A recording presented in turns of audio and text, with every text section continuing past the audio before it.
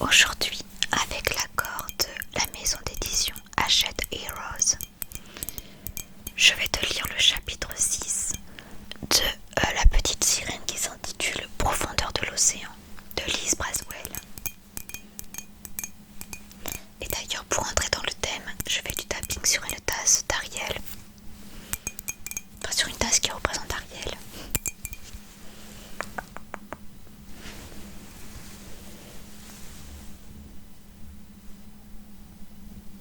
En fait, c'était une tasse que j'avais achetée pour Lisa de la chaîne ASMR Mermaid pour son anniversaire. Sauf qu'en fait, sa sœur lui avait acheté la même. Donc du coup, au lieu qu'elle l'ait en double, j'ai préféré la garder et lui acheter une autre tasse. D'ailleurs, si tu passes par là, Lisa, je te fais de gros bisous. Donc pour en revenir à Profondeur de l'océan, la dernière fois, je t'ai lu le chapitre 5 qui était sur Atlantica. En fait, on nous décrivait un peu Atlantica. Donc c'est là où vivent les sirènes et notamment Ariel, qui est maintenant devenue la reine, puisque le roi Triton est considéré comme mort, même si c'est Ursula, donc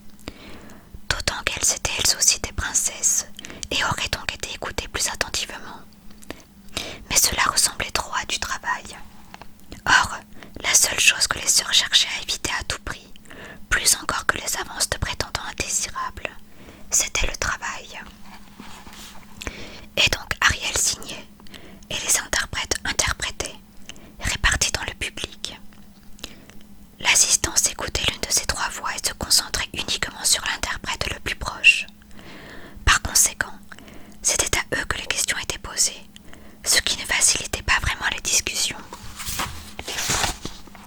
Agnoki, l'aîné, est-ce que mon enfant, ma chère Vérestia, avait une chance? À quelle heure? Le seul recours d'Ariel pour amener l'ordre et le calme était de souffler bruyamment dans la conque dorée qu'elle portait autour du cou et qui représentait son statut. Elle avait l'impression d'être une capitaine de navire plus qu'une reine. Je ferai mettre les tablettes avec tous les détails dans les lieux publics habituels, signa-t-elle d'un air las. Ce sera tout. Une fois que ses assistants eurent parlé et que le peuple de la mer eut réfléchi un moment, Ariel voyait le poids de ses paroles être assimilé et patienté comme on attend la foudre après le tonnerre.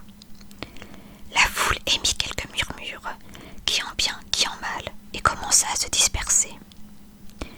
Ariel s'assit au fond de son trône et s'appuya négligemment sur son coude, dans la position exacte que son père adoptait à la fin d'une journée épuisante. Hermès passait d'un triton à une sirène pour s'assurer que tout le monde avait bien saisi la déclaration de la reine et que tous se sentaient écoutés. C'était un bon petit messager qui s'était révélé particulièrement utile dans son nouveau rôle. Polochon était à l'arrière et discutait à voix basse avec un poisson qu'elle ne reconnaissait pas. Sébastien se propulsa avec ses pattes pour venir se poster sur la coudoir du trône. Ah, la saga de clôture des rides sera exceptionnelle cette année, déclara-t-il en paradant d'avant en arrière devant Ariel et en gesticulant des pinces. Tellement de talent, tellement d'enthousiasme, tout est prêt, les sardines sont synchronisées, les poissons trompettes gonflés à boc, tout est parfait. Enfin, il n'y a qu'une chose qui pourrait rendre le spectacle encore plus beau, bien sûr. Si seulement tu avais ta belle voix. Ariel leva un sourcil à l'adresse du crabe. Même si elle avait eu sa voix, elle doutait fortement qu'elle ait pu trouver quelque chose à dire pour interrompre le monologue du musicologue.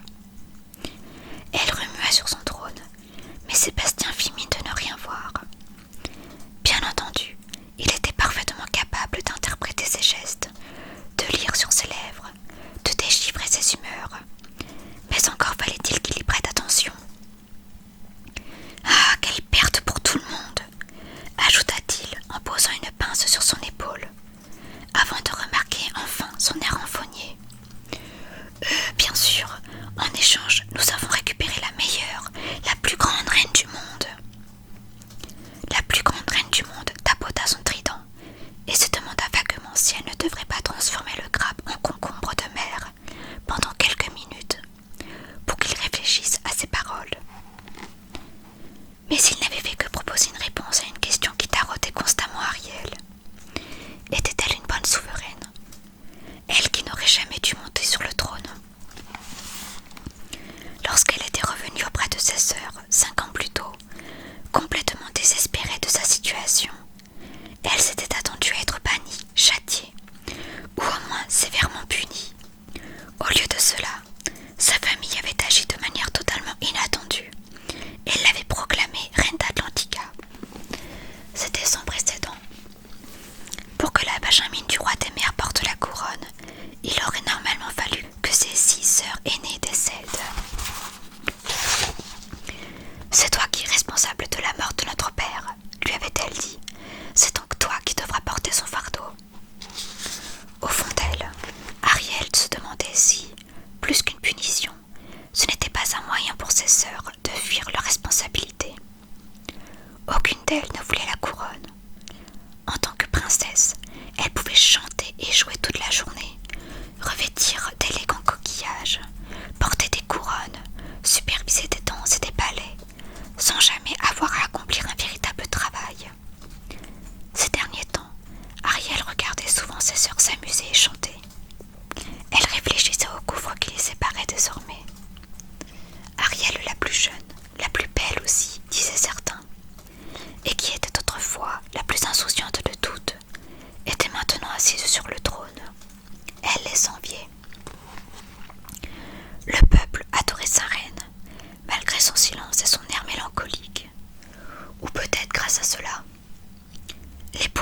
musicien des flots, écrivait des odes et des récits épiques sur la tragédie de son existence, sur la terrible romance qui avait failli précipiter le royaume vers sa chute.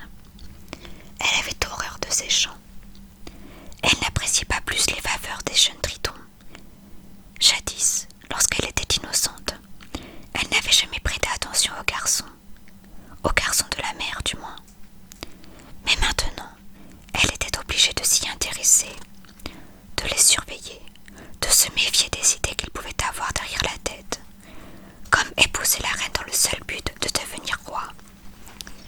Ah, pensa-t-elle amèrement, s'il savait comme il est difficile de régner.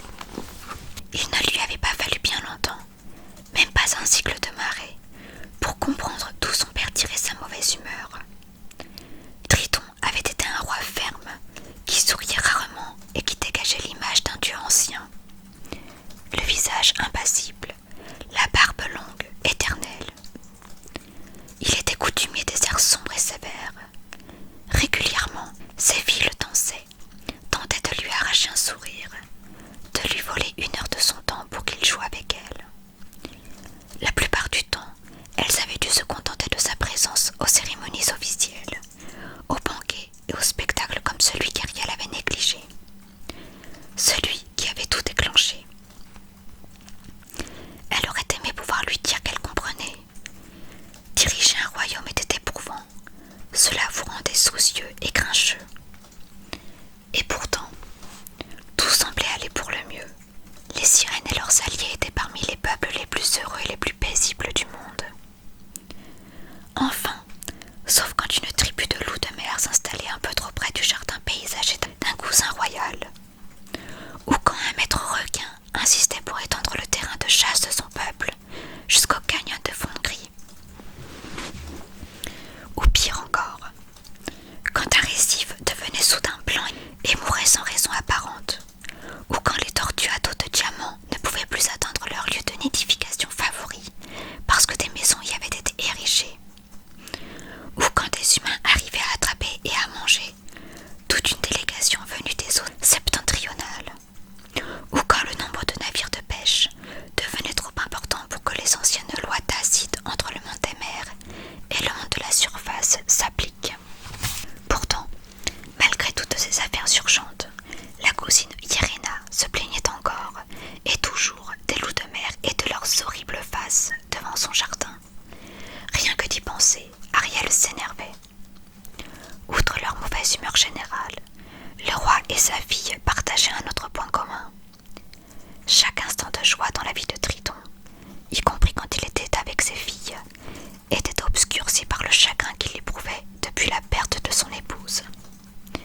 De même, chaque moment de répit dans la vie d'Ariel était constamment assombri par les regrets, mais aussi la culpabilité d'avoir condamné son père. Ainsi régnait-elle, ferme et juste, mais en silence et le cœur lourd. Elle s'éclaircit la gorge, l'un des seuls bruits qu'elle était encore capable de faire, et s'apprêtait à se pencher pour faire comprendre au petit crabe le fond de sa pensée, quand Polochon arriva. Son vieil ami était bien plus grand, et surtout bien plus gros, que lors de leur escapade à la surface quelques années plus tôt. Il portait un médaillon autour du cou pour afficher son nouveau rang. La marque du trident démontrait qu'il était un membre respecté de la cour. Mais contrairement aux adorables serviteurs, poissons et hippocampes, Polochon ne pompait pas le torse pour faire briller le petit disque. Malgré les années et la sagesse qu'il avait accumulée, il restait toujours ce bon vieux Polochon et gardait les pieds sur terre, ou plutôt les nageoires dans la mer. « Majesté !» Il vint se poster juste devant Ariel, ignorant Sébastien, et exécuta une grande révérence, comme le voulait le protocole, ce dont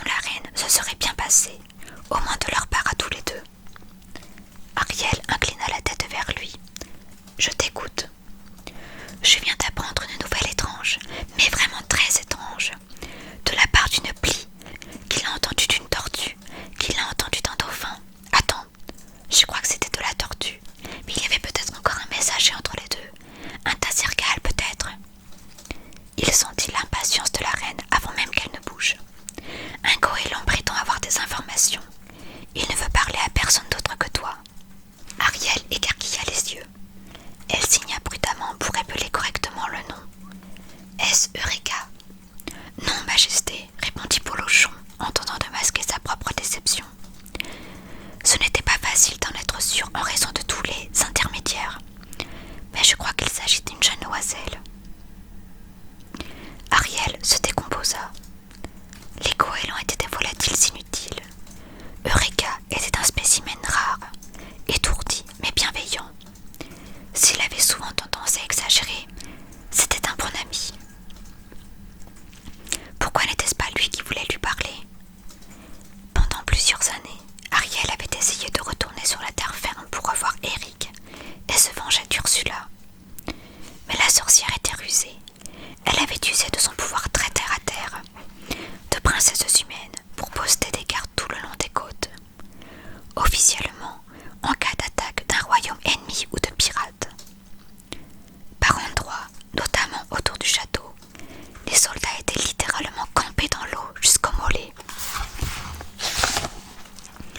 Avec l'aide d'Eureka, Ariel avait bien essayé de tromper leur surveillance, de se faufiler pendant que le goéland faisait distraction.